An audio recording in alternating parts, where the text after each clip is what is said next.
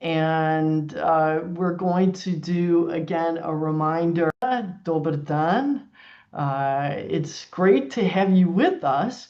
We are on day 2, session 2 of our communal discernment from a Dominican perspective sessions. And the gift you heard yesterday of this moment in the church in synodality is that there's a real deep call for communal discernment and to learn how to discern together. So as a people of God, as church and wider, and for our local churches, for our ministries, and then also for communities of all kinds, religious communities or prayer communities. And so I know you come from many different life forms and ways, and this is a gift to delve more deeply into what is the way of walking that is Dominican, and what can we learn from this? And I think yesterday we had a very rich session. I was saying to people afterwards, just the comments in the comments section were very profound and kept asking and going more deeply into probing communal discernment. And of course, we're blessed with our sister Yasant and also our brother Nicholas, who are walking and guiding us on this journey to Dominican discernment and communal discernment. So they did a beautiful job of both blending narratives with information and history and the depth of the theological tradition that's Dominican. And then always keeping us aware of, well, the realities of people on the ground. And so we're blessed once again to have you with us, Father Nicholas and also Sister Yasant. So I'm happy to have you. We today will follow a slightly adapted format in that we will have our two presenters speak first, and then we will have some pause with some reflection questions, and then you will have a larger time in the small groups because a lot of feedback was that they were rich conversations but too short. So we'll have that, and an equally good amount of time after the small groups for large group discussion and writing in the chat. So a real chunk of this time will be with you engaging and asking and offering even your wisdom too, as you ponder these points. So again, you are most welcome. I'm Sister Maria Simperman. I'm a religious of the Sacred Heart of Jesus, and I serve at UISG as the Synodality Coordinator. And so with no further ado, I bring to you Sister Yasant, who will start with her PowerPoint and offer some of her input. Actually, it was Father Nicholas who was going to start first. Okay, I am very wrong about that. So let's go backwards. And Father Nicholas, why don't you begin? Thank you very much. So, in this first session, I really want to explore 3 ideas, and I've tried to pick up on some of the themes that came up in the chats yesterday. First, I want to say something about the individual and specific gifts of nature and grace that every person brings to a communal discernment, and why the Dominican tradition of participatory government, which is sometimes called democracy, has been so tenaciously defended throughout the centuries. Second, I want to try and say something about what we do when there is no agreement and when there is no trust. And finally, I want to say something about the experience of a complete failure in communal unity and, in the worst case scenario, betrayal. We don't have a magic solution for these kinds of difficulties. As I said yesterday, the Dominican tradition doesn't really offer procedures or in the sense of a method for resolving these kinds of questions, but we do have law. We have constitutions. And so in the worst case scenario, I want to think about how law and government offers a way through in these difficult situations. Okay, so first I want to talk about participatory government. Sometimes people call it democracy. And as Sister Yasant said yesterday, it's really important to understand that in the Dominican tradition, the chapter is the instrument of government in the order at every level. In the convent, the local community, in the province, and then in the international order as a whole. And we don't have abbots, we don't have fathers, we have priors, okay, prius, the first among equals. And the idea, when it works well, is that the prior becomes a point around which consensus forms, the point around which a unity forms. This was something that Sister Yasan talked about very powerfully. And for that reason, we vote on almost everything. There's a huge amount of voting in the Dominican tradition. Now, even when it works well, this can be very difficult and it can be very painful. And I want to actually talk about the reasons it can be difficult when it is working well to begin with, before I talk about the reasons it can be difficult when it's working badly. So, because actually, even the problems are problems from our side, not necessarily problems absolutely in the first instance. I'm sure everyone has noticed that people are different. Different people are inclined towards different kinds of goods, different kinds of things. We have different tastes according to our nature, our nurture, even our virtues and vices.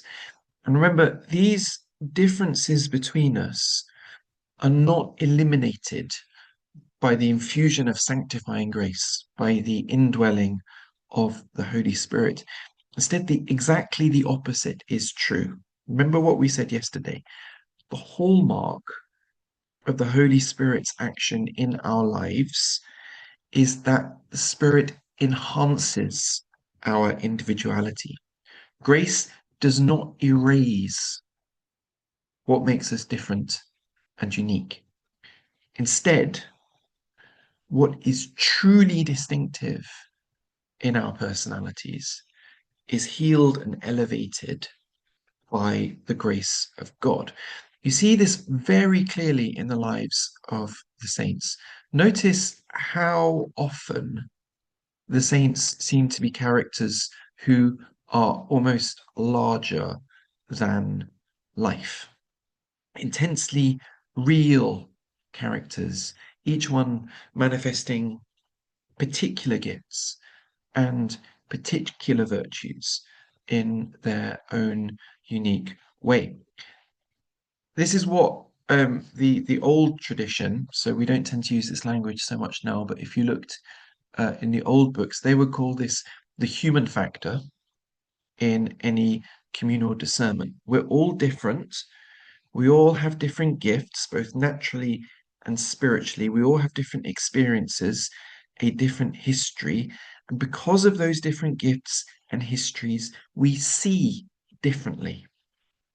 Right? This is worth noticing. It's an obvious point, but often it's overlooked.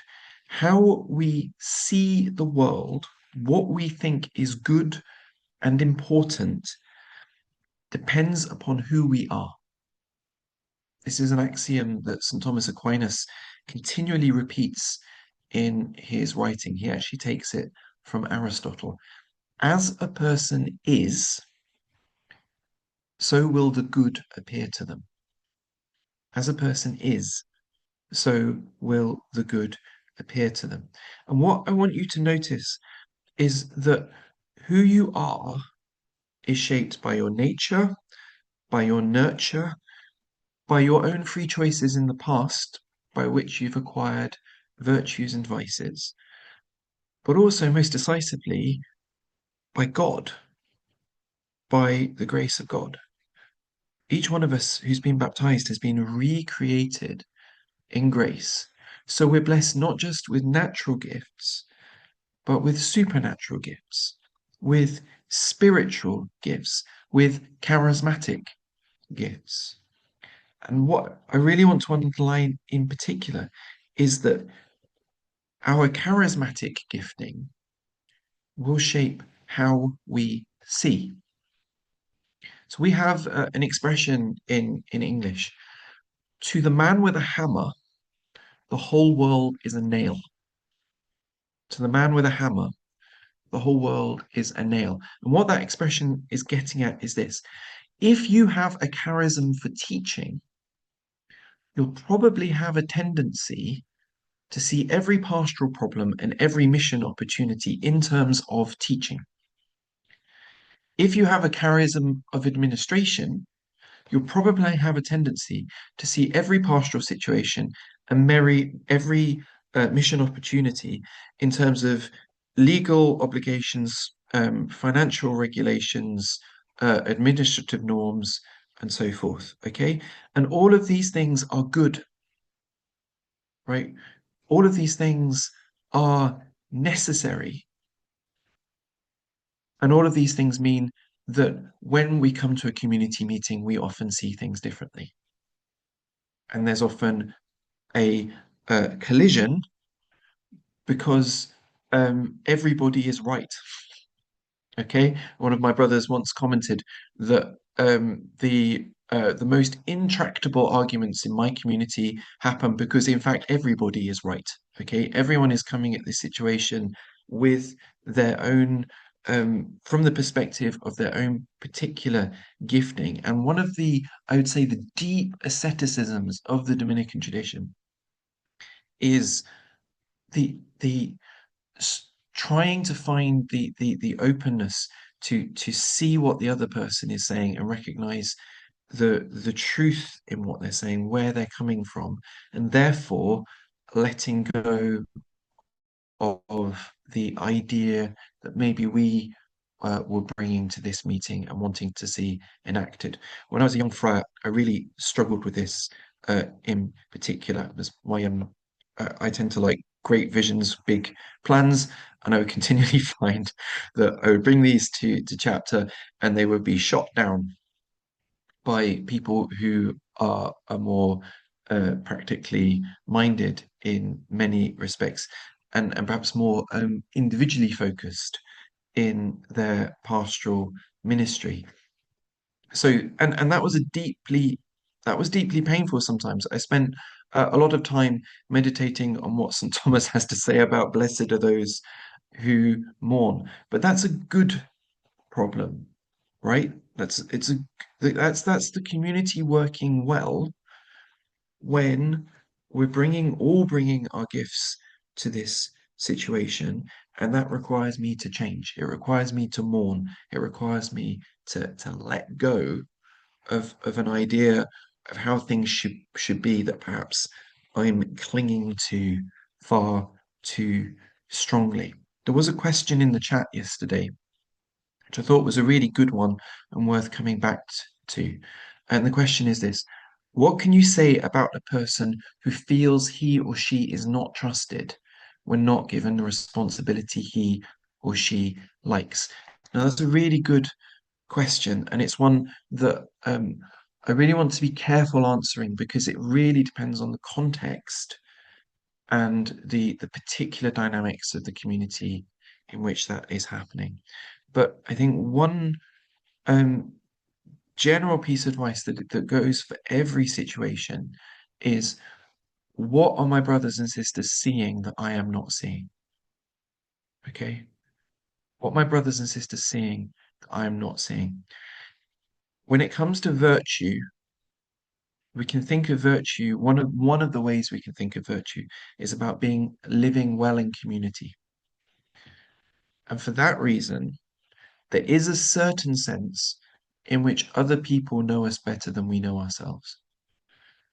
So from one point of view, I know myself better than anyone. From another point of view, other people know me better than myself. Sometimes if we are not getting what we want or what we think we ought to have or deserve, a really good question to start with is what am I, what are other people seeing that I am not seeing? Also, it's the other way, by the way, and I think one of the most beautiful things about chapter is when a community recognizes gifts in another person that they don't know they have. I think that's a beautiful gift that a community can give to an individual when we recognize in them a gift that they don't know they have. Okay. So that's the ideal in many ways. We all bring our gifts, our different perspectives to a communal discernment, and together we come to this beautiful recognition of the truth and the affirmation of the gifts of particular individuals in the community. But that does raise the question of what do we do if there is no agreement, and in particular, if there is no trust, if I do not trust the insights of either my superiors or my brothers and sisters. Now, yesterday I said to you that the Dominican tradition is about person and not procedure. And what I meant by that was that we weren't going to teach you a method of discernment over these 2 days, because there isn't really a method in the Dominican tradition. Instead, it's about building up a person who is able to discern through their friendship with God.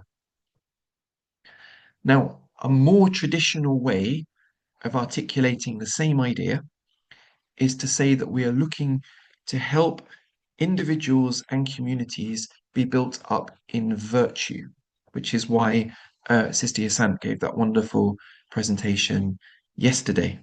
And to summarize very briefly, just one aspect of what Sister Yasant said yesterday.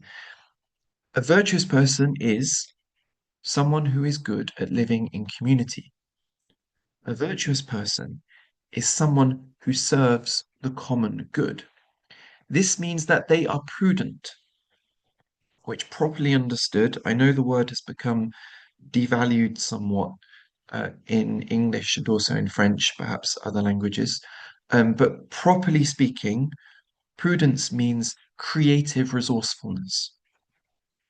A prudent person is creative and they are resourceful.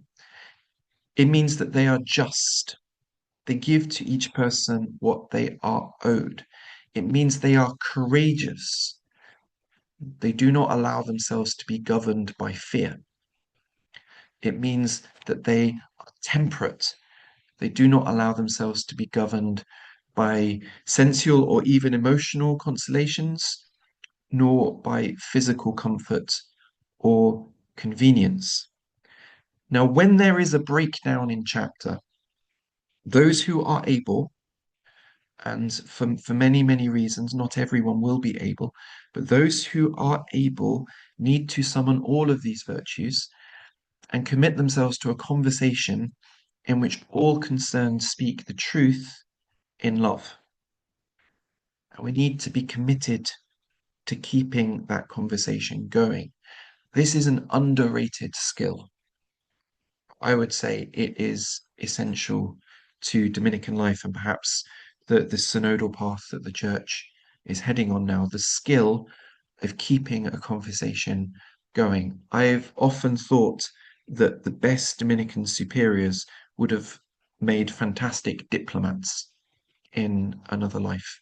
There's a real skill in keeping a conversation going. And as long as we can keep the conversation going, there is always hope that by the grace of God, we can find the common ground necessary to build communion. This is an idea that I often share with my brothers, that our English words communication, community, and communion are all variants of common union.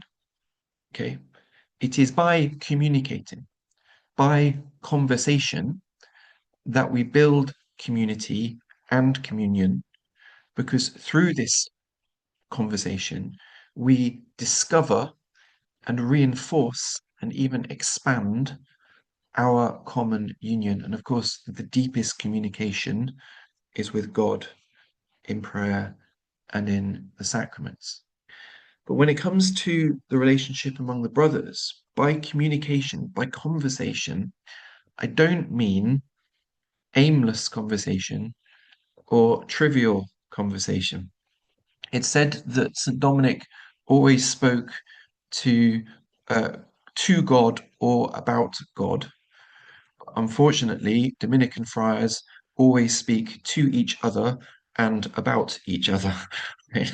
That's not what we should be doing, right? I mean, a real conversation about our life and our work.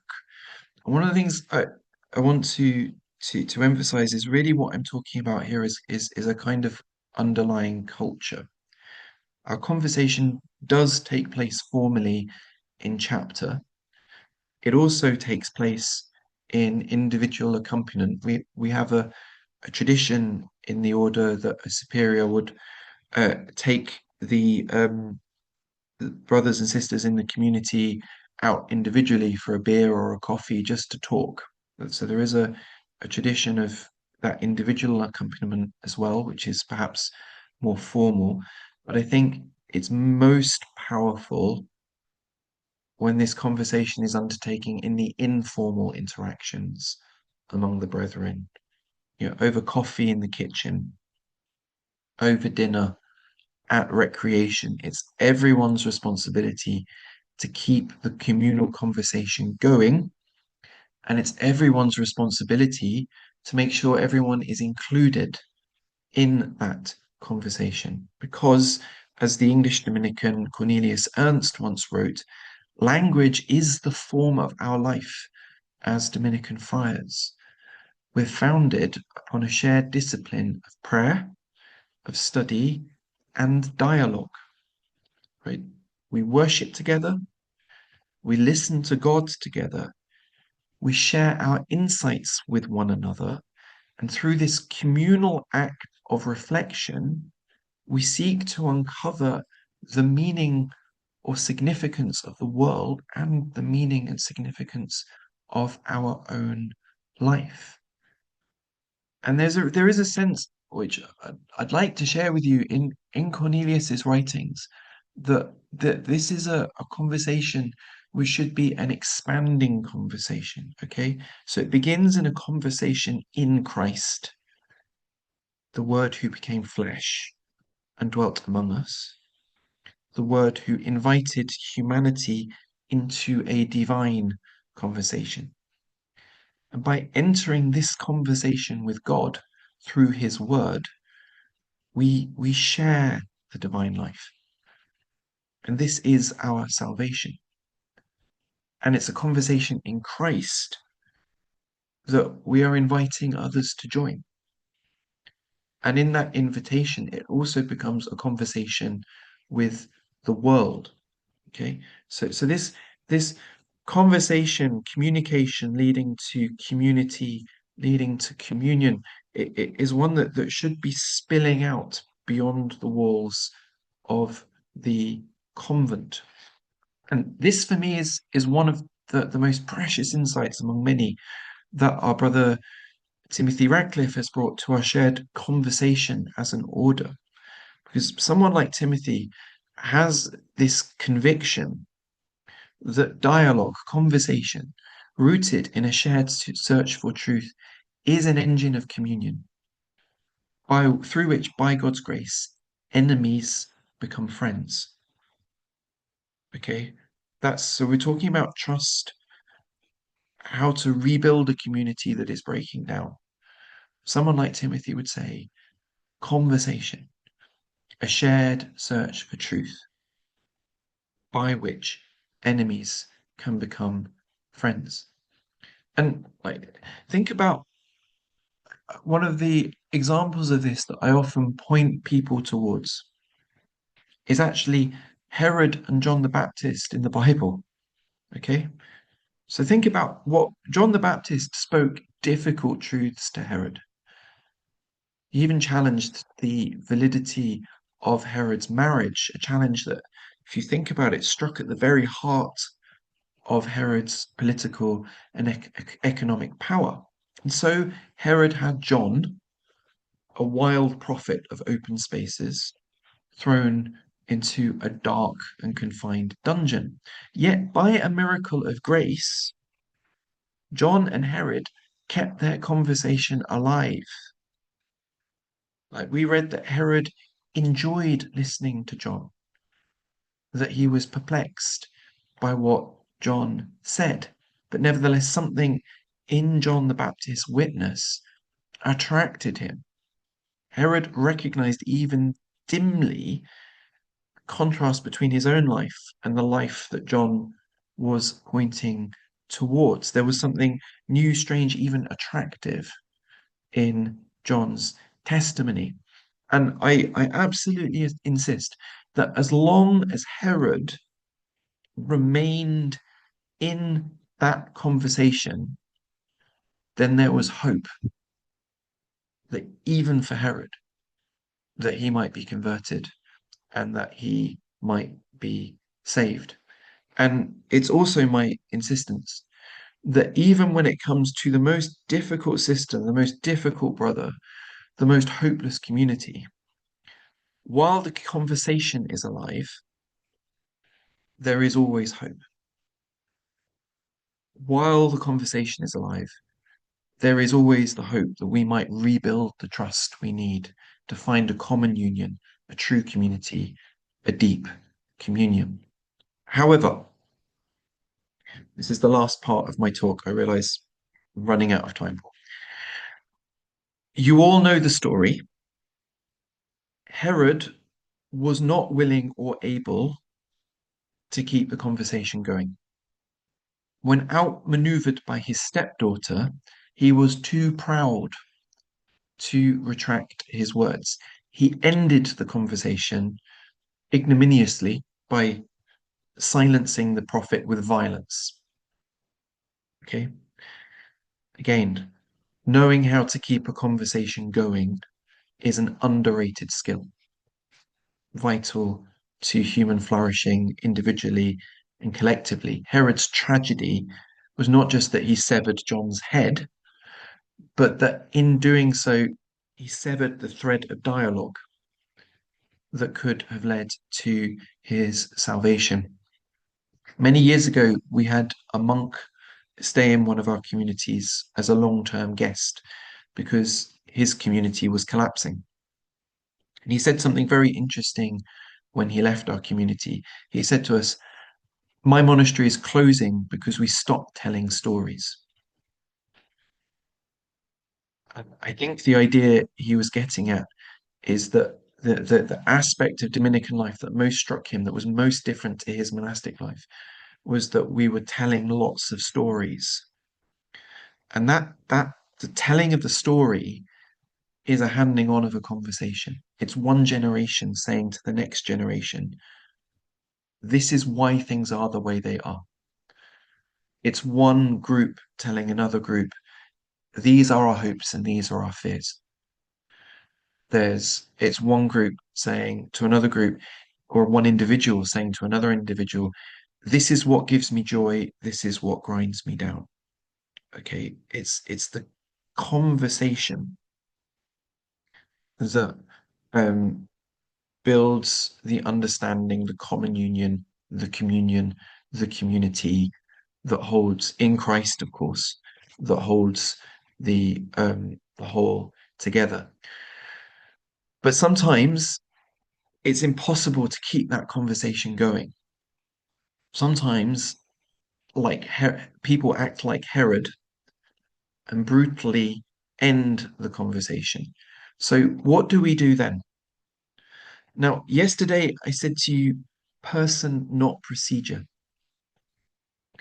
Virtue in the Dominican tradition is not a method or a technique. It's a nurturing of the person that they become able to discern. And today I've added to that the importance of dialogue in a community, supporting one another in growing in virtue. But when that conversation fails, here's another principle. Common law enables a common life.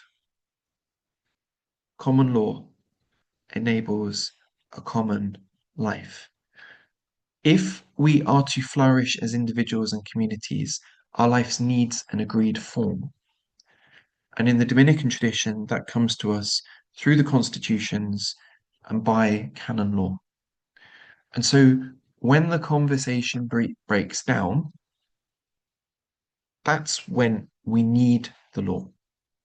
Okay. To give you two examples very, very quickly. We, in my community, there was, when I was prior in one community, there was a very long debate over where the altar should be in the church. Liturgy is one of those things where we're often the differences between us are most highly accentuated. It's a very long debate, a good debate. It wasn't acrimonious, but a very long debate about the position where the altar should be in the church. And we couldn't find a consensus.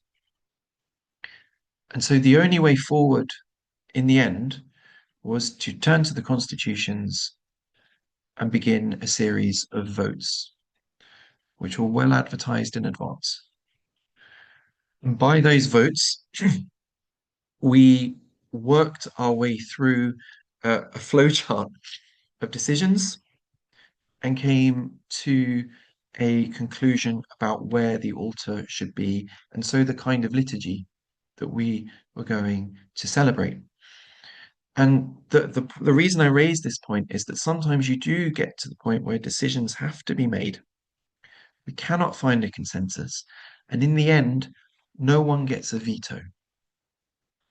One individual or a small group of individuals cannot hold back the whole against the common good. And actually, one of the nice things about that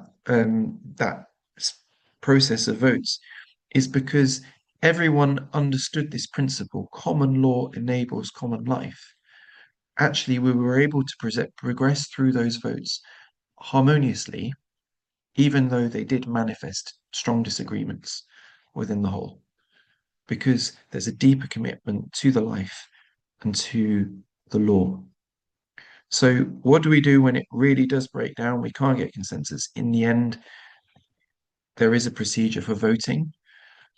That's the procedure we promised obedience to when we made our vows, and that is the one that we followed as a way through the impasse.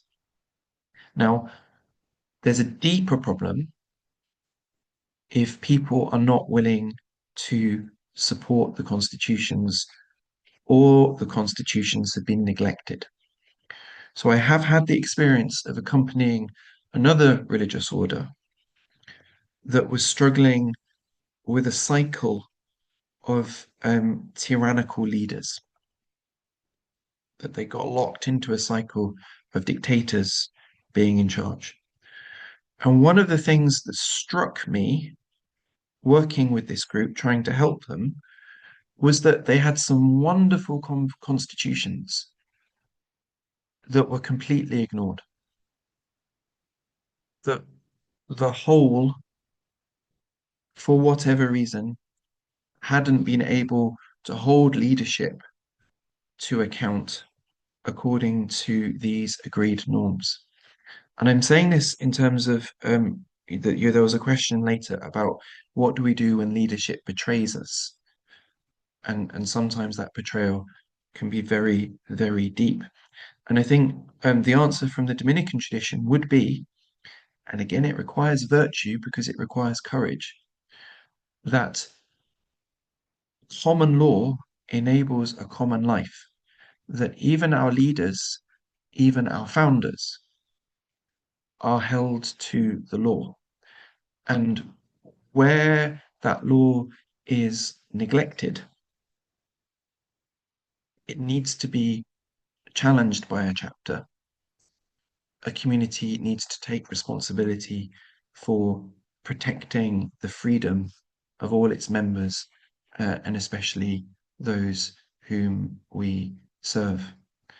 Now, it's not a magic wand, and it's not an easy solution in many cases. But where the conversation fails, that's when we come in the end down to our obedience to the constitutions. And we give the constitutions power by observing them and protecting them, even in those occasions when we don't need them, if that makes sense. That by as the motto of NATO says, eternal vigilance is the price of freedom. That a discipline around the constitutions and the law, even in those contexts when we don't agree,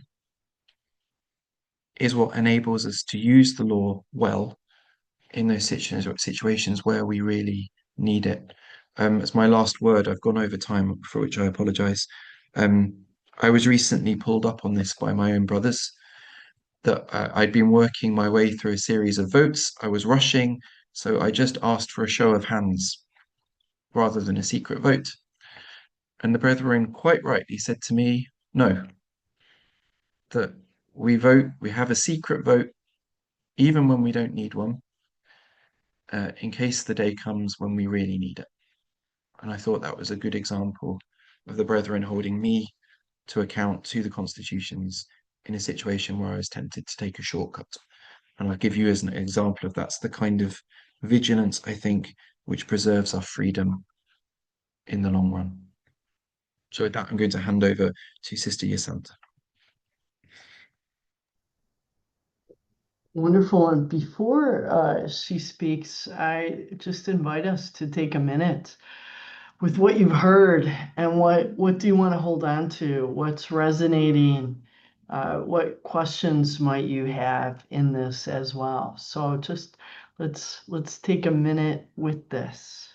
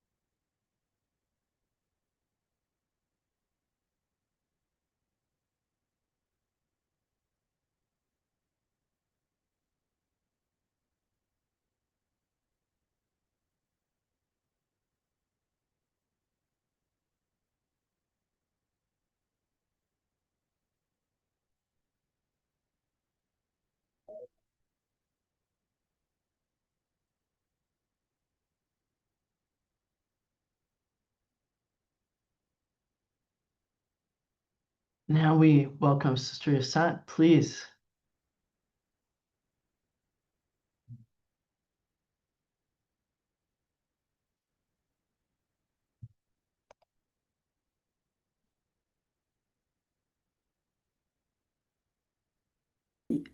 Really reiterate a lot of what he said. Forgive me, I've just shared my desktop. And talk about it in the context of my own very small community, not as a model, but as a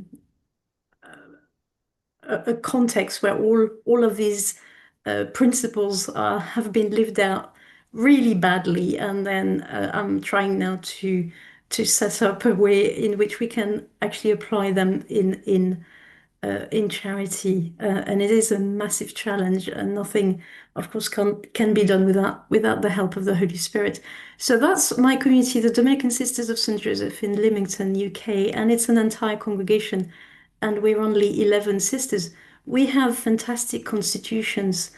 We were erected in 1994, and for many, many years, we were too small a group to be able to actually, or thought mistakenly, that we couldn't follow everything in the Constitution. So everything, when Father Nicholas talked about not following the constitutions, we have done that.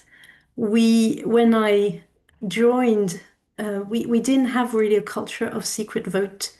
We had a lot of show of hand.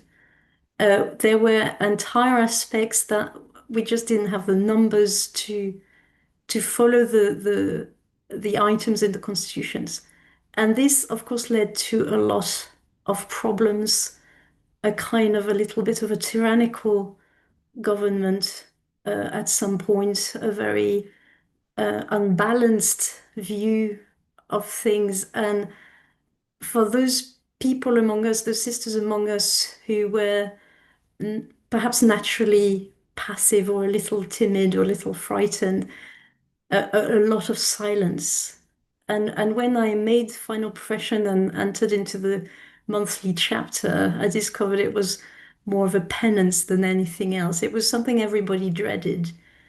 And it was something where what struck me was that the chapter, which is meant to be the context where everyone can speak freely, was a context where very little was actually said, and where the unspoken matter was the weight we all had to carry constantly in and outside the chapter. So we were in a very unbalanced situation for all sorts of reasons. And so we're now, again, this is where there is always hope, because the Holy Spirit is never defeated by human weakness and sin, and the limitations of our understanding. And there is always the possibility, after silence, the silence of terror, sometimes the silence of indifference, sometimes the silence of, of compliance. There is always the possibility to speak again and to return. And so one of the ways in which we sort of are living out this reversal of understanding, this metanoia, is by going back to our constitutions and trying to live them properly. And so this leads us to a more capitular form of government. Instead of saying to ourselves, right, we've been talking in chapter for 15 years and it's not produced a great thing, maybe we should try and find another way of organizing ourselves. What we are actually doing is talk more. So we have more chapters now than we've ever had. More, everything is being discussed, sometimes endlessly, but that is the only way that we can break down the fear, bring about justice, let everyone have a voice, and grow in charity. And that is and again, bringing to it all of our limitations and short-sightedness. But it is the way we're going forward. So we're going towards a more capitular form of government where people, and sometimes it was easier just to shut up and just do whatever was decided by the lad person. And everybody sort of built their little comfort zones around themselves. It takes a lot of courage to speak in chapter. It actually is a lot of effort and work to think through things that we would assume another person is looking after and is thinking about, and I don't need to care about that matter. Because, yes, it is about the common good. It is about the common good. So it's not just about my little turf that I have to protect from the influence of others. It's about my sharing in charity into the mission that has been entrusted to us by the Lord as a group. And so that's where we're going towards. Now, just to give you a little bit of a picture, this is us, the 11 of us, and the chapter is everyone except the novice. I've done a terrible thing. I've erased the novice, but she's not part of the chapter. But everyone else now is a vocal with, all these sisters have made final profession. So this is our chapter. We've got 4 nationalities in there and all generations. And a lot of the debate or a lot of the discussion that has to take place is simply sometimes an explanation to explain different things to different cultural setup and mindsets. And that takes time. Again, this is a work of charity, having to clarify, having to explain oneself for the sake of others. Um, so now our chapters are a lot, I would say, a lot more joyful. I had a sister used to tell me when I came out of chapter, I looked like I had buried a relative or something, because it was such a hard thing to do, to sit through this locus of unspoken, where the major thing, the things that mattered the most were not spoken about, and only the trivial things were looked at as a way of surviving this chapter that we knew we had to do, but didn't really know how to. Uh, I can't, my sisters are quite amazing women. So this has been a common work for us all to grow into a more loving, a more understanding way of doing our community meetings. So very quickly, I'm going to run through in practical terms what we understand by this chapter, which happens every month in our community and where we discuss almost everything. So first of all, it's the responsibility of the priors to call the chapter, and it's a responsibility for all the sisters to attend, and to attend not just physically, but to attend all the matters that are in the chapter as their own, seeking the common good. All of this is founded again on the trying to live by our constitutions, trying to come back to what we're supposed to be doing. And this calls for an awareness of that. So actually part of our chapters nowadays is to have a much deeper look at our constitutions. So and it's this is the responsibility of the priors. We've had periods when the chapter wasn't called, so we would have months and months without a chapter. That's a really bad thing, and it was against our constitution. And that led to a very strange atmosphere where, as Father Nicholas pointed out, the conversation was cut because there was no context for it. And it didn't mean that we weren't talking with each other, but the talking happened behind everybody's back. There was a lot of murmuring, and it was a very unhealthy situation. And so the chapter is that context where everything can be said. Everything can be said, but we have to be ready to hear everything as well. And again, if everyone comes in on that foundation of virtue and of understanding one's call, then if I come in with all my great ideas and my perhaps my interested vision, I will hear back to me, actually, we're supposed to be doing that, we're supposed to be doing this. This is what canon law says, this is what the Constitution tells us. And that's a reminder, oh yes, we need to therefore move primarily into within the structures which have been given to us and keep us. But there is in the chapter context for that fearless honesty in charity, which means that it sort of kills the murmuring that can be going on outside in a much in a less public way, and yet the chapter is also very secret, so that what is within the chapter is not to be disclosed outside the chapter, and that leaves again that freedom of expression, which is very, very important. So sometimes it can look like an endless discussion on trivial matters. But this is where what's important to the sisters comes out, and where we learn to really grow in acceptance, in knowledge of each other, and in respect and regard for each other. In so many chapters now, I hadn't realized how important certain things were to my sisters, because that's the only context where they expressed it, not only in words, but in intensity. And things that don't matter to me, I realize actually very important. They might not be important to me, they're important for others, and therefore they have a place in the community.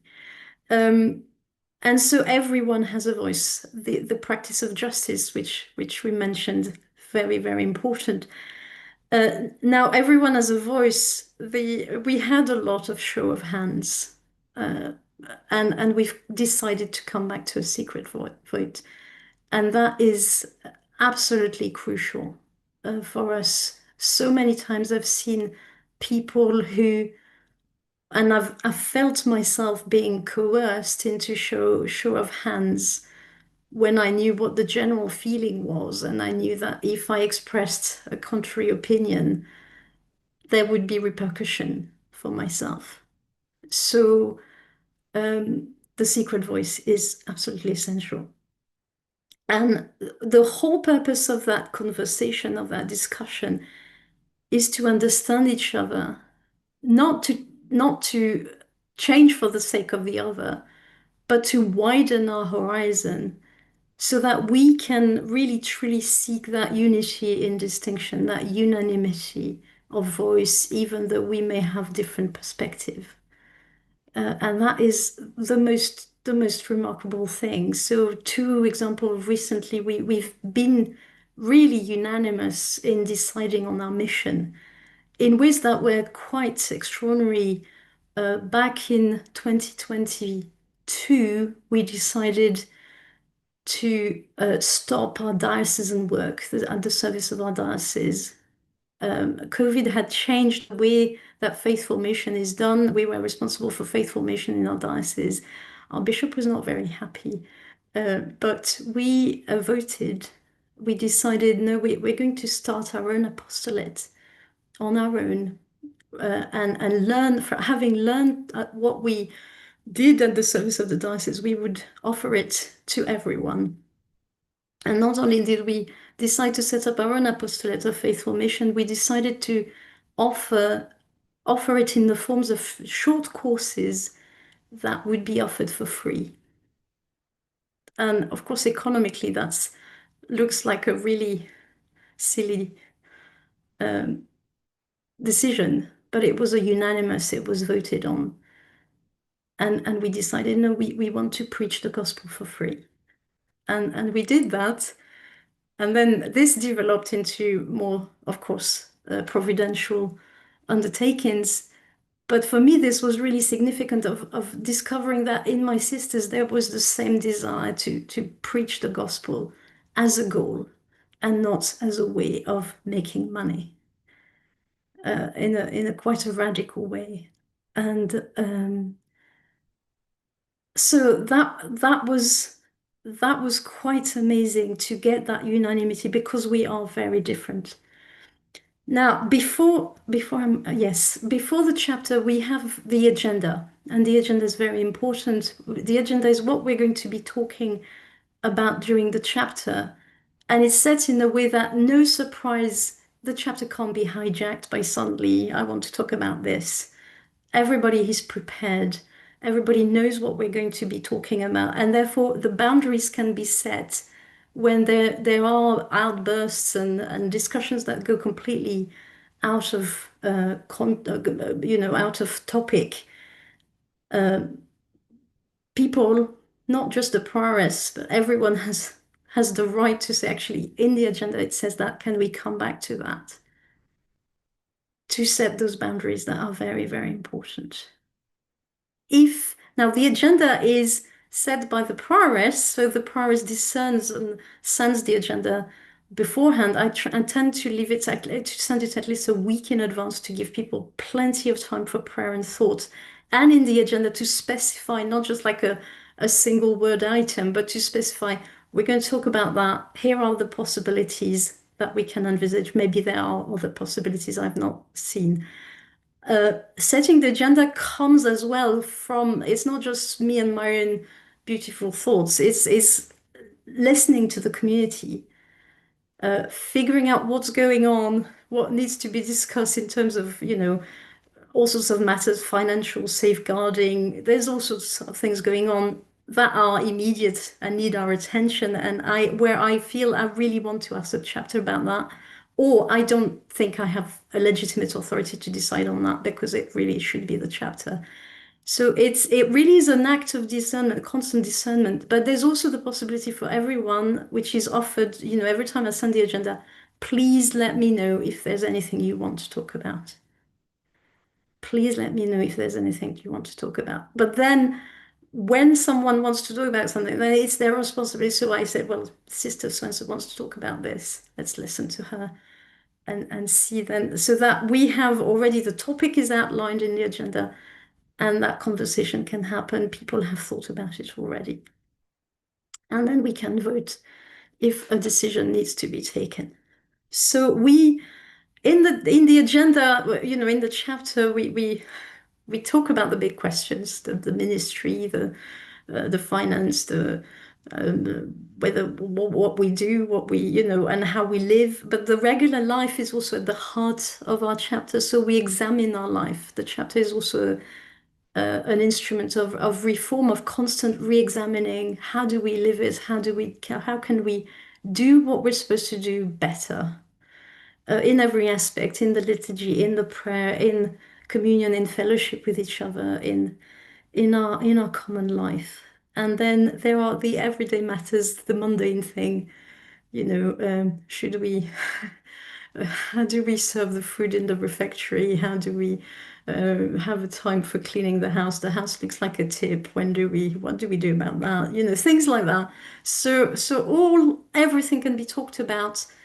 But of course, there are things that don't need to be talked about in the chapter that are just a matter of yes or no and little decisions that, but it really is in the Dominican tradition, the prior, the prioress really has a big role in discerning what are we going to talk about. And that because our terms are short, it's going to be a different feel very soon. So we're not always stuck in the same, oh, that prioress only wants to talk about cleaning, or that prior only wants to talk about money. And sometimes, our own perspectives are what they are.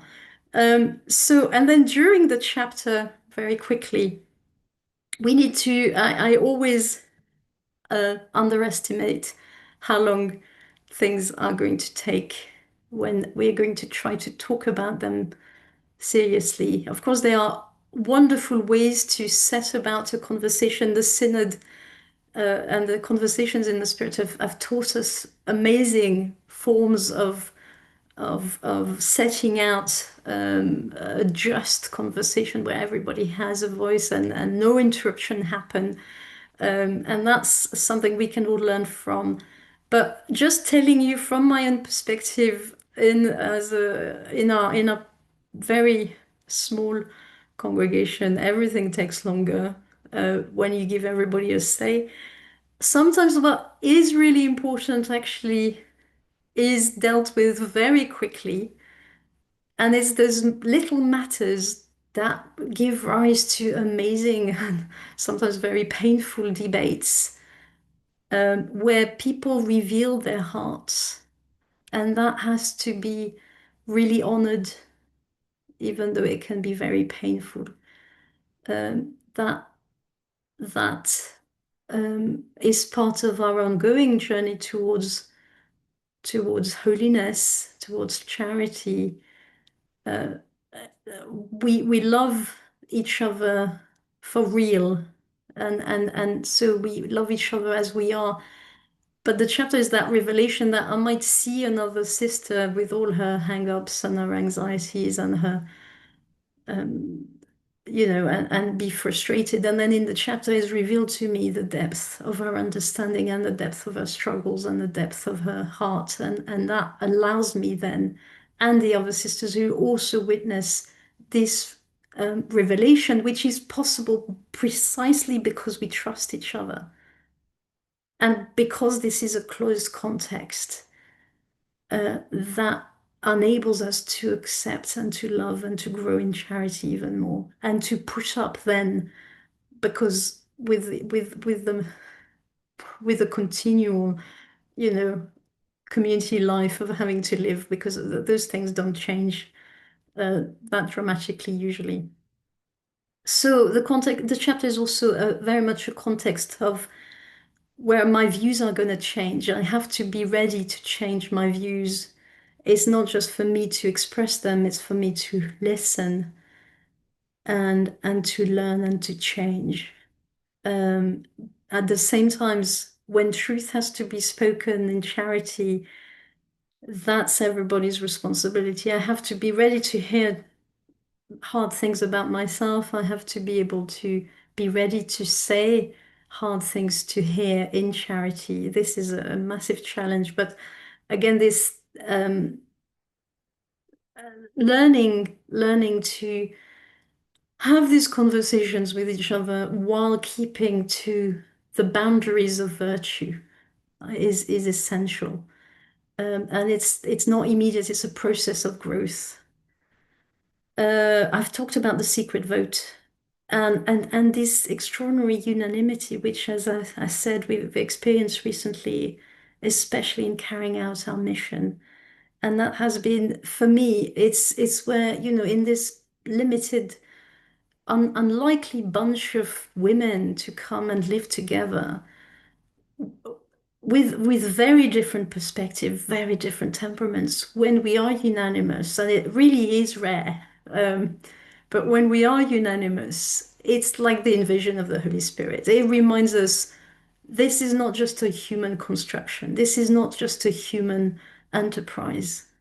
This is the work of God. And we see Him at work, not above us, not in spite of us, not against us, but within us as a community. Not just through one person, but through every one of us as a community. Fallible, limited that we are. And this is wondrous. It is like the nativity in the stable where God Himself comes in the middle of the smelly straw and the smelly animals, and it is wondrous, and everything is transformed, and it confirms us in our unity, and it comforts us in our individuality as well. That when we come to a unanimous decision, it's not because we've adopted each other's personalities and ways. We remain who we are, and yet we see that we are one with each other. So again, this is rare, and it is good that it is rare as well, because it is through the human workings and the human struggles and that charity grows and that respect grows. Anyway, this is what I had to contribute to the matter. And so I'm going to end with that question, which you will have for your small group discussion. Hopefully you've been able to be with us yesterday as well. So you can draw from both yesterday and today's sessions And here is, and you can, if you want, go back to the question of trust, which was debated, discussed yesterday. But here it is. Has any aspect of communal discernment in the Dominican tradition, so from both Father Nicholas and myself, been useful for you in the last 2 days and could be applicable in your setting? If yes, which ones and why? If no, why? So that's our question that you can feel free to discuss in your small group now. We will give a few minutes right now for some quiet, because as we all know, in order to have a robust discussion, we need a little reflection time to go with it as well. So thank you both so much. We're just going to have a little bit of silence with this, and then we're going to show again the poll. So that we can have people in small language groups that will be appropriate to your language. So, but please know there's a lot more to go. We'll have some conversation there, and then move to the large group, because we've left a good amount of time for all of this. So let's just give you a minute just to look at that. If you can, if you have a phone with you, to just take a picture of the question for your small group, or can make sure they have this in the different languages, and they may actually put it in the chat as well. The question: has any aspect of communal discernment in the Dominican tradition been useful for you these last days and could be applicable in your setting? If yes, which ones and why? And if no, why?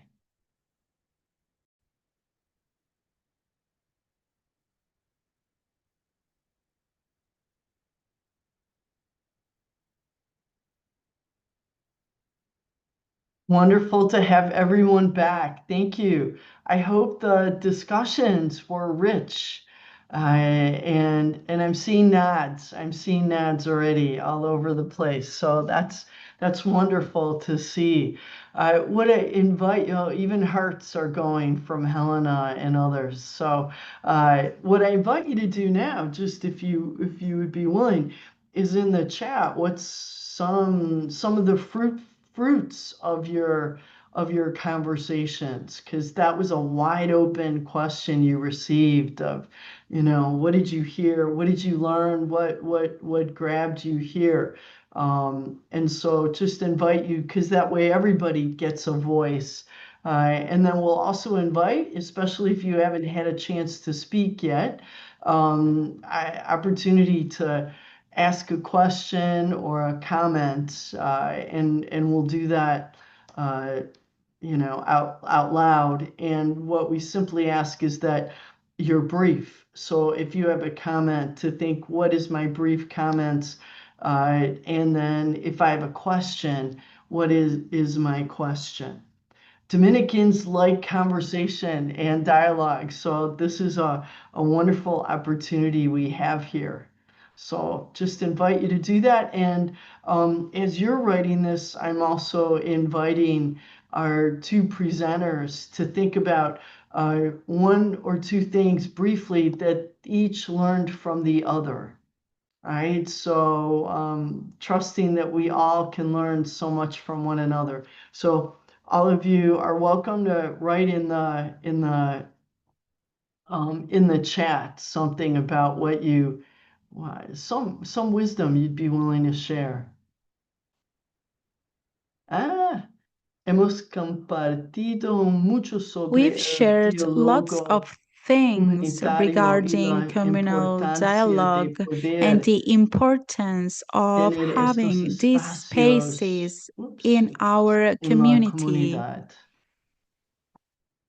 And we have here the importance of preparing ourselves for these chapters and meetings through reconciliation, lamentation, dialogue that helps release burdens and grudges, people, not product. These words like speaking, listening, honesty, discussion, bring everyone to the conversation, open the dialogue. So there's a lot here. We invite you to keep writing, and I invite our two presenters. What did you learn from one another in this? Sure, either one.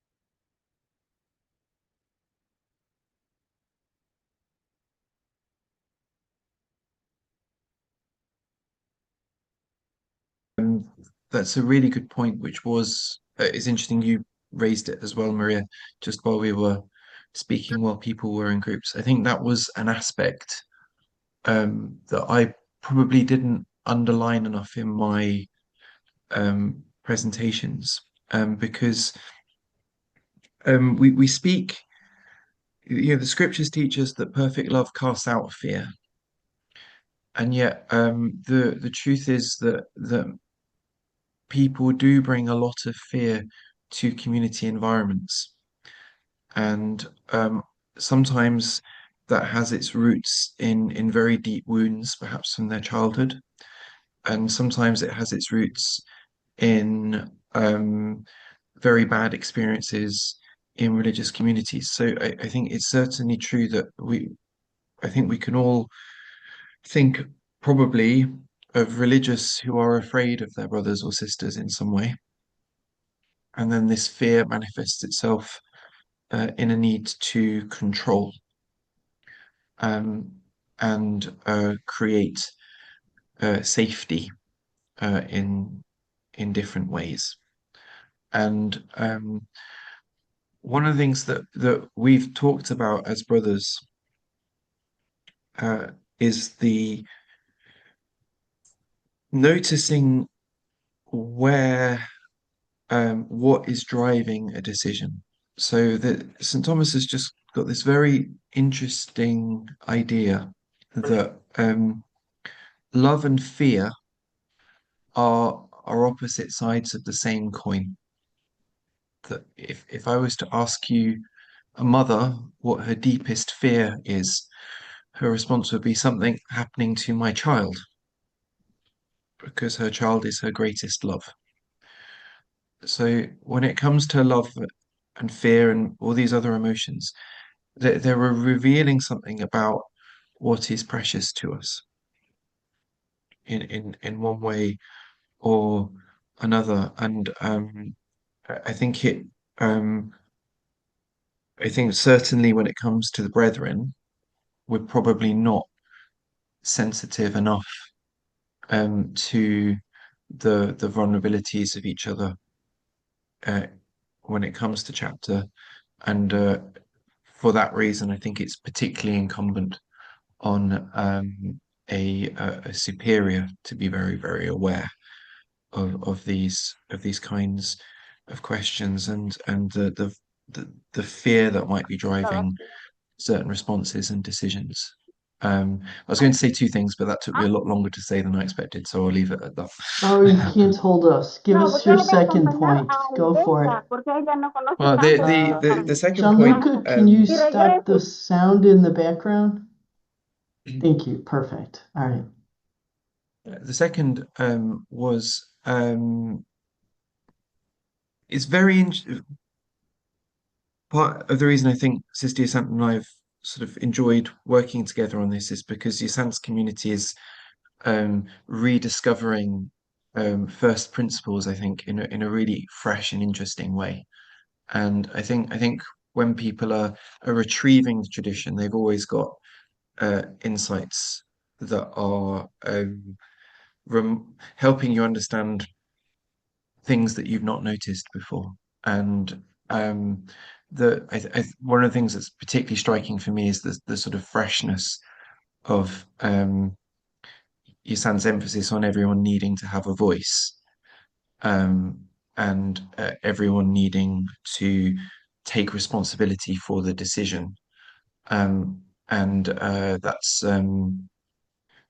has been striking to me listening to her presentations. Thank you. Thank you. Sant, love to hear from you. Thank you, Father Nicholas.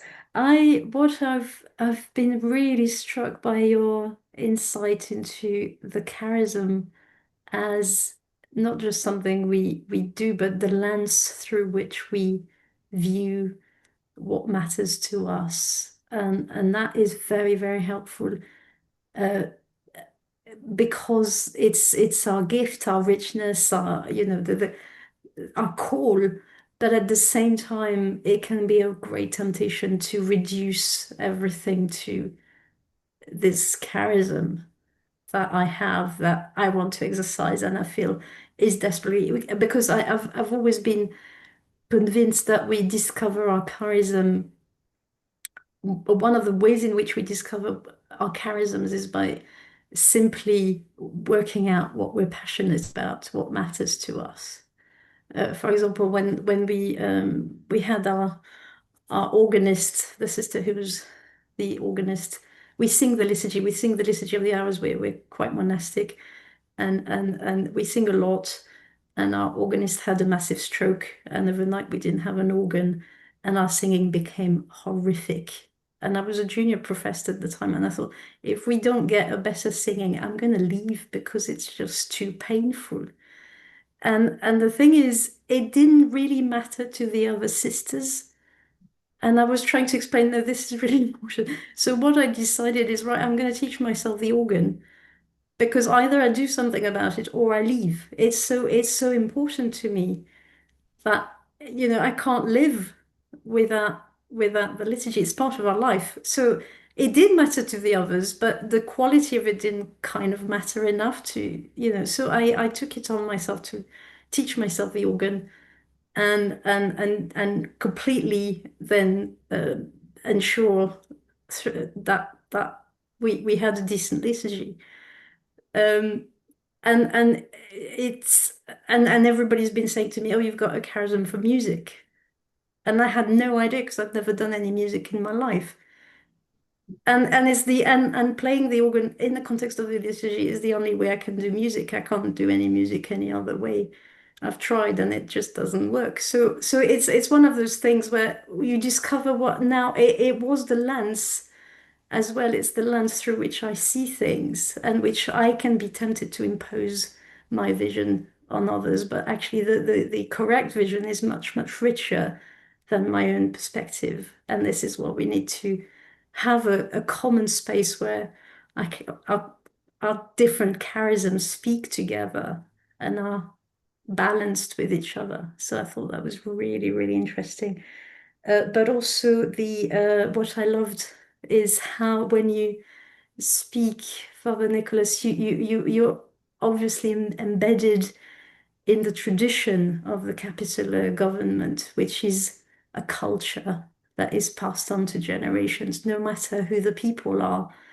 The culture of being able to have those conversations carries on, and this is something I would love to see happen in my own community.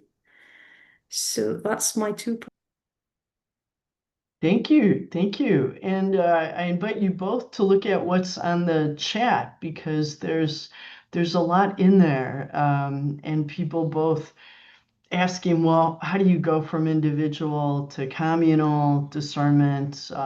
The trust is going to be an ongoing piece in there. But how do you deal with power? The importance of this kind of discernment and truly to the whole group, if there are people who want to ask a question out loud, this is also your opportunity to do so. We welcome you. So to hear your voice, not just your writing. So um, you know, I have not met many very shy Dominicans, so I know there's a question here from a Dominican, but there's many others beyond Dominicans here. Or even if you're one of the people that gave one of the comments in this. And again, to Nicholas and Yasant, what's grabbing you in this?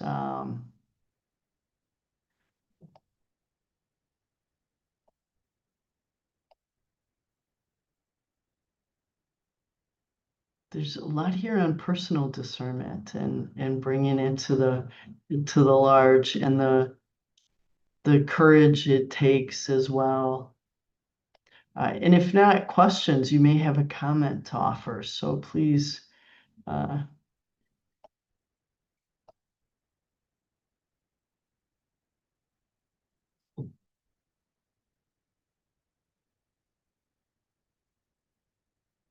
It's very Dominican. Truth. Veritas.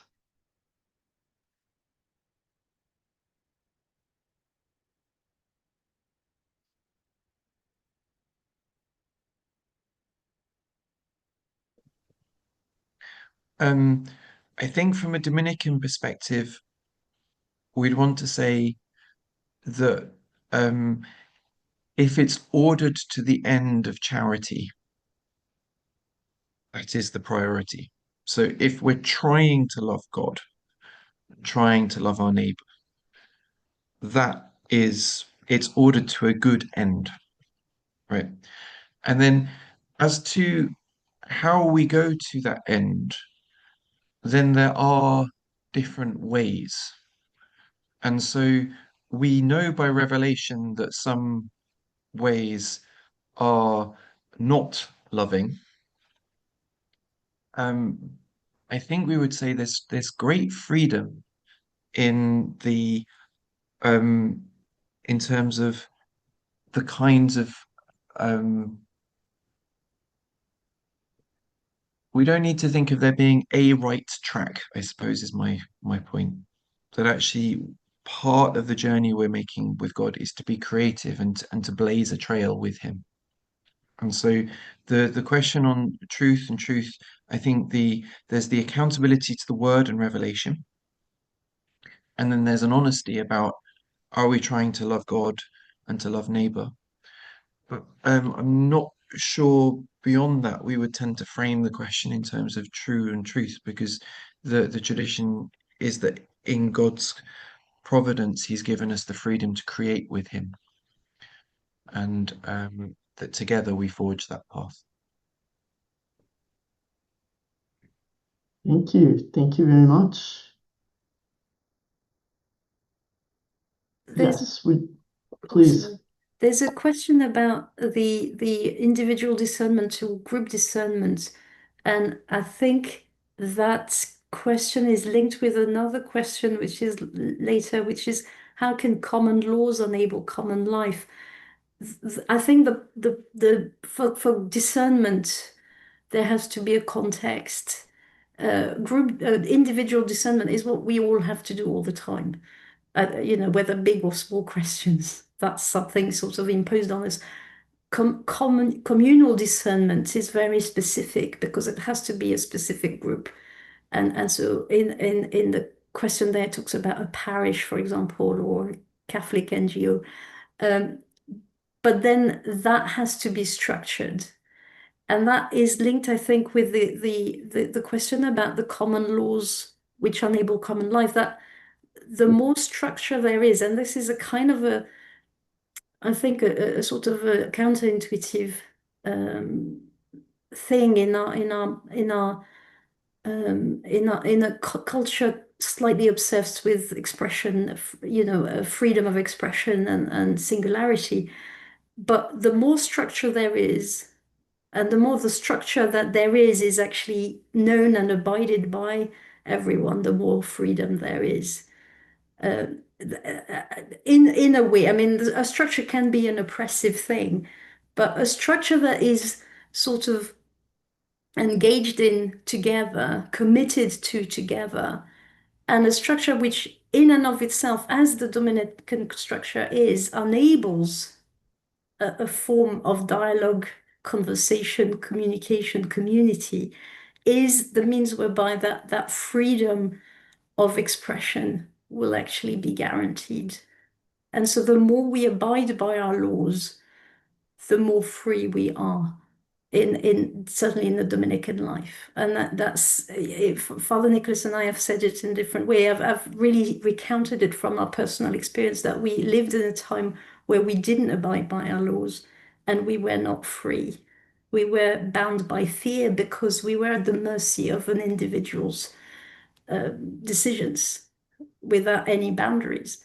Where the law, the law of the church and the law of our own congregations give us the context of freedom to raise our voice. Now, if we are in a congregation where there is no context for any form of individual expression, I'm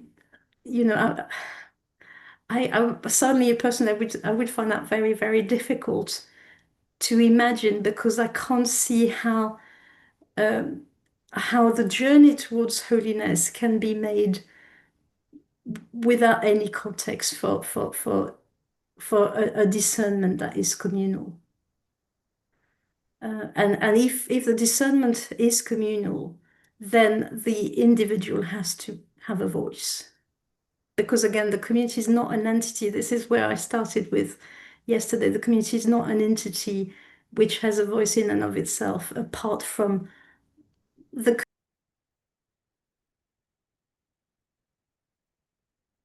Thank you for that. And linking those areas, I want to actually go to one of the later comments and something one of you said early on. So Marcella is talking about how Dominic placed greater importance on the person than the procedures, right? And that we're all responsible for building community life. One of you talked about when there's a challenge or brokenness in a chapter, you need some of the people, those courageous, prudent, the virtuous people who can keep a conversation going that's built on love. So it's not just a conversation, but it's almost this marathon of loving the other into themselves, into their best selves. Because both of you have spoken about the need for people to, what you want in your members is people grow into their best selves, into the self that they're being called to. It seems to me that it requires something of both the person who's going to keep the conversation going, and something on the part of the one whose woundedness maybe, or whose challenges are present. So you use the example, maybe it was you, Nicholas, about Timothy Radcliffe being one who just keeps a conversation going, and that is one of the gifts. And somebody said, I didn't realize that that's a gift actually to do it. It's not though without purpose, right? So it's not about just stay at the table, but how have you found, and this is for everyone too, how have you found conversations been able to move? So from being in that same circle again and again to a circle that actually deepens or widens. What have you found it? And this is a question for all of you on this, because I think our brother and sister are telling us we're with you in this. We're all trying to walk this way. How do you find your way in that? How do we work that? And you get a moment, you get a moment to think about it, both of you, because two people have saved you, Karen and Mary Agnes, and they're going to have something to say, and then we'll invite you back in. But please, Karen,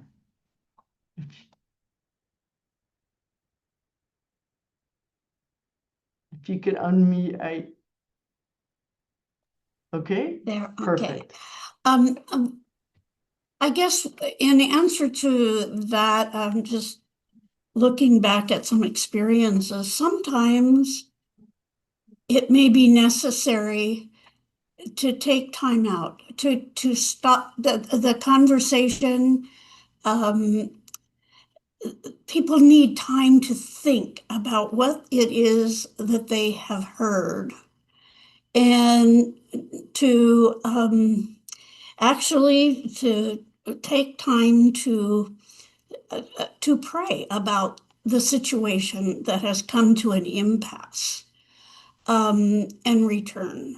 So I guess the question is, when is that the right approach, and when is it just to keep talking or to keep conversing, to leave space to open up beyond where people may be at the time? Thank you. That's a great point and question. In fact, in using the method of conversation in the spirit, some leadership teams actually who use it, on a regular basis have said, when we come to something that's particularly vexing and challenging, and it's not a conflict among themselves, it's just we don't yet see it. We don't yet see it. They will do the first two rounds as deeply as they can and begin round three, and then put a pause, and then we'll come back. So that's a great question. And then to ask that within the Dominican framework too. So one more thing for our brother and sister to think about. And Mary Agnes, we're going to invite you into this conversation now.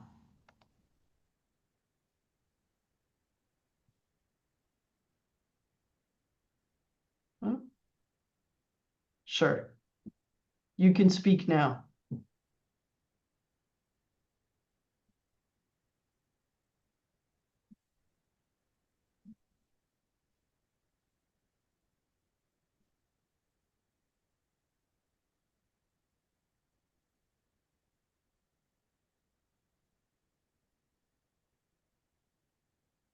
In my community, at times, our meeting at the provincial level, we have always taken time to stop and ask each one to reflect on what one has learned from what has been shared until then, because then the conversation, it's as a kind of break.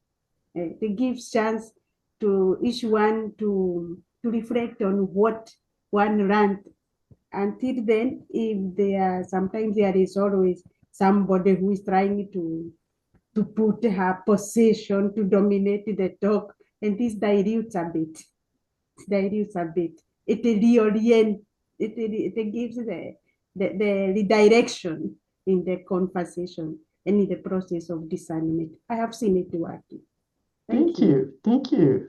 That's another great suggestion. Nyakavako, would you please join us and unmute? Oui. Hello, dear sisters. Hello, brothers and sisters. We can hear you. We are the sisters of the Holy Family. We're very happy to have followed this conference. We learned a lot from you. When you talked about the chapter, I'm sorry, but the internet connection is not good. When you spoke about the chapter and the relations, that we need love, charity, trust between the members, I understood that for us, it's the same thing. We need love, we need trust, and we need charity among us. So we can live on the path of our call. I'm very happy, and I thank you very much, because we understood that we are on the right path.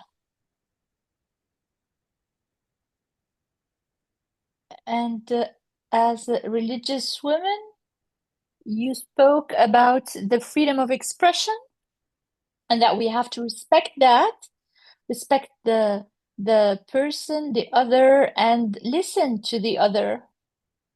This really impressed us. We appreciated it, and we're very touched by that.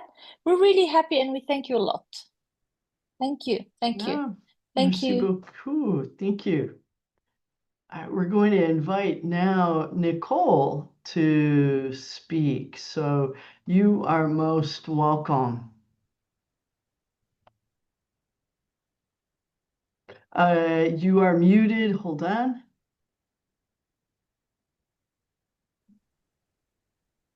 Thank you, and good evening. I'm very happy to have participated, even if I came slightly later on today. I really felt as a Dominican, I entered in the mood and in light, and I understood that what the sister and the brother were saying is what is really lived among us. This is the charism, no matter the place, the time, this has always taken place. And just like the first reading of today, to be able to live according to the law is to live for love. And where there's love, there's trust. And where there's trust, everybody speaks freely. And this is the spirit, the democratic spirit, Dominican one. In certain situations where we need to discern if we have a decision to make regarding a crucial topic, you as you informed us, it allows everybody to pray, and everybody should pray. There are priorities. I'm sorry, but the internet connection is not good. So I think I totally lost her. We lost her. We lost her. But we got a little bit in there at least. Let me allow Nicholas and Yasant to speak, and then the rest of you, please jump in.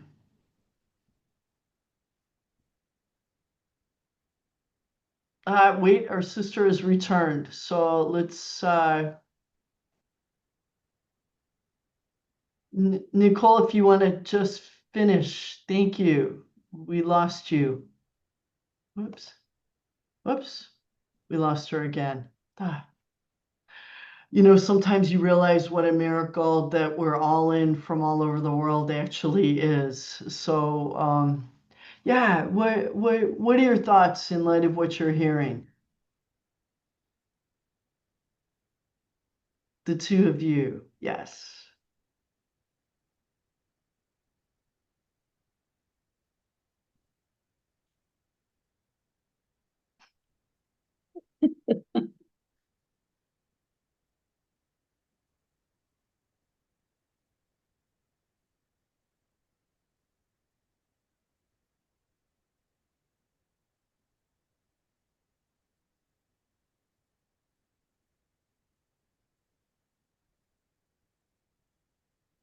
The agenda really early on, but also, and I know from having heard the full story about the moving of the altar, how there is a lot of time given to reflect in between chapters as well. That a decision is not necessarily made with a single chapter; it can take many chapters. So that, and again, the prior of the prioress's responsibility is again to discern not just before but during the chapter of where this is going. What are we going to do with the conversation that's been heard? What's the next step? And the next step might be just to have more conversations after having taken a lot of time to be silent and reflect. The other point I wanted to talk about is trust, because trust is one of the most difficult things to do, especially when it's been hurt and broken. And for me, the refusal to trust because it's been broken and there's been so much hurt, it is always a defeat. We're always right to trust, even if we're going to put our trust in someone who's a sinner and fallible, because ultimately the trust that we have is in God.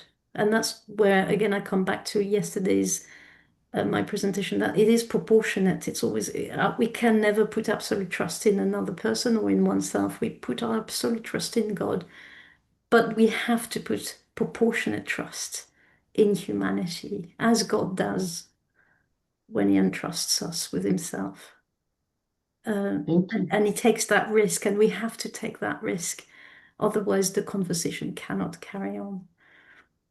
So we have to risk it, even if again and again we find ourselves kind of laid to the side. But that sounds very much like Jesus risking again and again.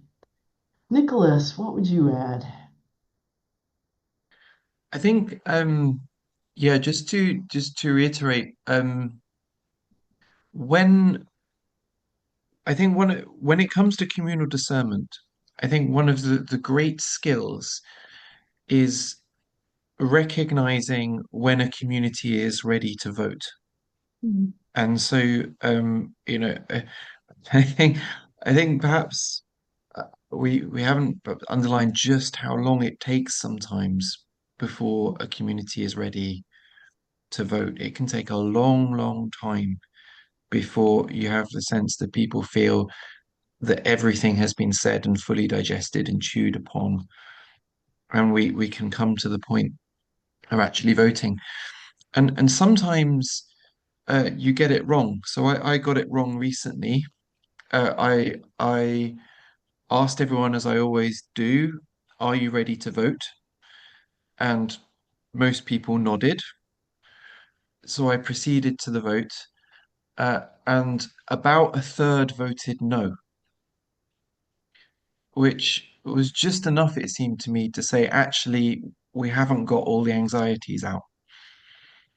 Like that, and it was, I think, a third of people who hadn't quite managed to find words to articulate what was making them uncomfortable, but nevertheless, they weren't comfortable, which is why they voted no. And so what we did, I just decided, okay, it was a yes vote, but we're not going to proceed. We're going to give it more time until the vote is more emphatic and people feel more comfortable with it. So I think it's a good point about the silence, and I would just add to it that there is a right time for a vote, and judging that, I think, is quite. Thank you for that. And the whole discerning that's needed the whole time, being attuned to what's inviting. I'd like to go to something that Jose Bento da Silva brought in, and it's not just about individual to group discernment, but she's asking, how is it possible to use, what can we learn from Dominican ways of discerning? Nicholas, you said if you're coming here looking for the how-to, it's not going to happen. However, a charism is a gift of the Spirit given to a person or a group to serve the church and the world. So there's something in the Dominican charism that's still needed in our world. And I just wonder, and maybe both of you thinking, how could secular Dominicans use this? How could a parish? What are the elements that you would say? But if a parish was trying to discern, or if you were trying to do something, because the language there is, we have secularized versions of collective decision making, but that's not the same as communal discernment. So I'm wondering, what is it that you would say still, because it's a gift to the Spirit that's very generous, that we can learn from And I'm gonna actually give one answer to it, because the more I've listened to you, the more I realized how Dominican it was at the synod that Timothy Radcliffe said, I'm inviting you to make friends. It's true Dominican as its gospel before Dominican, but it would very much flow from the charism, that wisdom of we have to make friends. You had people with all kinds of different perspectives, and the first thing he did on the retreat where we were at was invite us to become friends. And 400 people came together to do the work of the synod. I don't think any of us came going, I can make 400 friends. And yet that indeed was so foundational and needed in then the table conversations. But what is it that we can learn? What can we take with us the for the people who are not Dominicans, people who are not in religious life, but who are baptized people of God seeking to live deeply? What would you say? How can we bring this? What is it you would say? But the Dominican spirit offers this for everyone.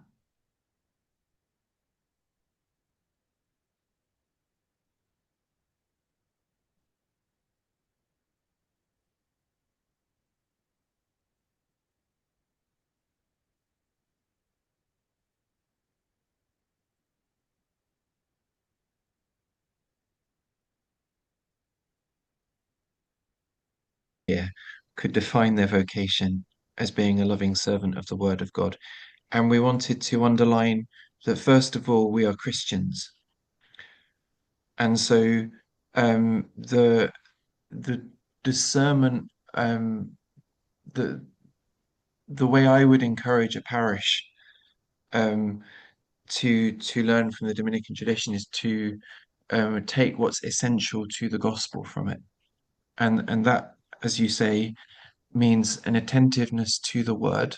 So we are the order of preachers. We should be opening the word for people.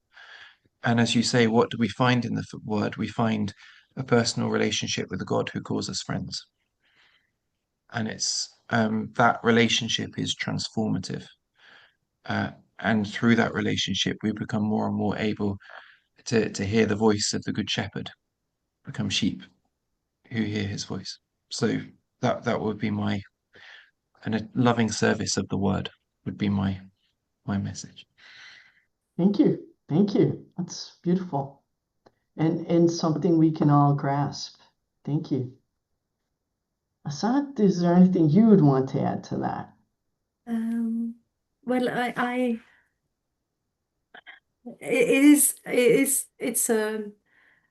it's not something I reflected before on, because I've always been very conscious of the specificity of the Dominican charism, but at the same time, the emphasis on receiving the word and knowing the word means that I think a focus would be on the increasing awareness of our baptismal vocation, of our baptismal grace, and that the exercise of our baptismal grace is a dignity and a responsibility at the service of the whole church. And this is inscribed, this is not specifically Dominican in any way, but our Dominican emphasis would be to sort of uncover and veil that knowledge more and more to all people, but to constantly be rooted in the awareness of who we are, so that we do have a voice, we can contribute, and in fact we have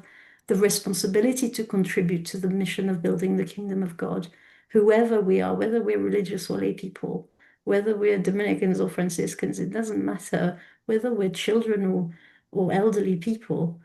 We, by the virtue of our baptism, we're not just recipients, we're contributors. And this is the call of Vatican II. And so, but of course, the exercise of our voice and of our contribution needs to be submitted, as it were, within the context of the entire church, where we are called to serve. and not just to, throw our weight around. And this is where we do have a context in our Dominican tradition for a just, rightful, loving conversation to take place. Just, rightful, loving. That's there's so much beauty in all of this.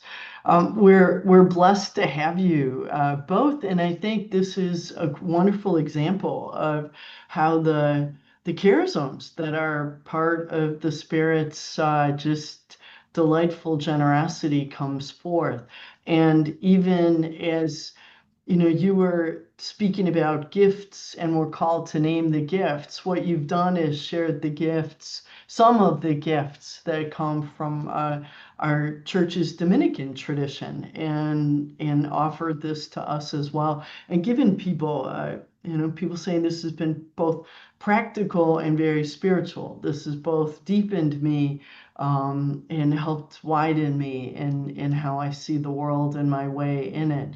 So I want to thank you both. There's much more I know to be read and to be experienced. But you've called us again to deepening relationship, and we're hearing Pope Leo talk about dialogue, and you're giving us examples of how you do that, and what it will take, and the need to grow in virtue. And virtue is both a disposition and a practice. So it's both my attitude of being able to dialogue, but it's also my practice of it. So you're moving us in both in the papacy of Leo, but also from Pope Francis, constantly inviting us to come together. So this is a rich resource. I want to say to everyone, these are recordings that will be available shortly. We just do some editing of them to make sure they're smooth.